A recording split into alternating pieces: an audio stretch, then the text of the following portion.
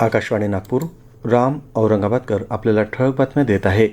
लोकसभा निवडणुकीच्या तिसऱ्या टप्प्यात महायुतीच्या उमेदवारांसाठी राज्यात 29 आणि 30 एप्रिलला पंतप्रधान नरेंद्र मोदी यांच्या 6 सभा होणार असल्याची माहिती भारतीय जनता पक्षाचे प्रदेशाध्यक्ष चंद्रशेखर बावनकुळे यांनी आज दिली.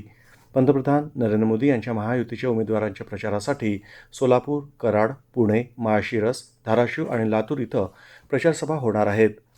स्वातंत्र्यवीर विनायक दामोदर सावरकर यांची जयंती आणि अंदमानच्या सेल्युलर जेलमधून सुटकेच्या निमित्तानं ज्येष्ठ विचारवंत आणि लेखक डॉक्टर सच्चिदानंद शेवडे यांच्या व्याख्यानांचं आयोजन संवेदना परिवार संस्था आणि दी ब्लाइंड रिलीफ असोसिएशनच्या संयुक्त विद्यमानं करण्यात आला आहे. व्याख्यानाचा विषय स्वातंत्र्यवीर विदा सावरकर एक व्यक्तिवेध असा असून येत्या 1 मे रोजी सायंकाळी 6:30 वाजता दक्षिण अंबाझरी मार्ग दीक्षाभूमीजवळ दी ब्लाइंड रिलीफ असोसिएशनच्या प्रांगणात होणाऱ्या कार्यक्रमाच्या अध्यक्षस्थानी प्रसिद्ध उद्योजक जगदीश मिहानी राहतील.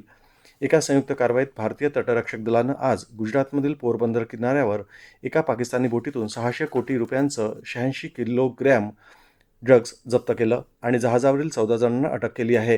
ICG आणि इतर एजन्सींनी गेल्या 3 वर्षात केलेल्या अशा प्रकारच्या 11 यशस्वी कारवाईत कायदा अंमलबजावणी ऑपरेशन्स केलं आहे. IPL T20 क्रिकेट स्पर्धेत आज सायंकाळी 7:30 वाजता चेन्नई सुपर किंग्ज आणि सनरायझर्स हैदराबाद यांच्या सामना सुरू झाला असून सामन्यात सनरायझर्स हैदराबादनं नाणेफेक जिंकून प्रथम क्षेत्ररक्षण करायचा निर्णय घेतला आहे. थोड्या वेळापूर्वी चेन्नई सुपर किंग्ज संघाच्या 12 षटकात 1 गडी बाद 120 धावा झाल्या होत्या. दरम्यान महिला क्रिकेटमध्ये सिलहट इथं झालेल्या पहिल्या T20 सामन्यात भारतानं बांगलादेशवर 44 धावांनी विजय प्राप्त केला आहे. प्रादेशिक हवामान विभागानं वर्तवलेल्या अंदाजानुसार विदर्भातील यवतमाळ जिल्ह्यामध्ये काही ठिकाणी विजांच्या कडकडाटासह वादळ, सोसाट्याचा वारा आणि हलका ते मध्यम पाऊस पडण्याची शक्यता आहे. सर्व जिल्ह्यात पावसाचा येलो अलर्ट जारी करण्यात आला असून नागपुरात कमाल तापमान 37°C तर किमान तापमान 23.2°C एवढं नोंदवण्यात आलं. दरम्यान या आठवड्यात कमाल तापमान 38 ते 41°C राहण्याची शक्यता आहे. याबरोबरच हे ठळक बातमीपत्र संपलं. नमस्कार.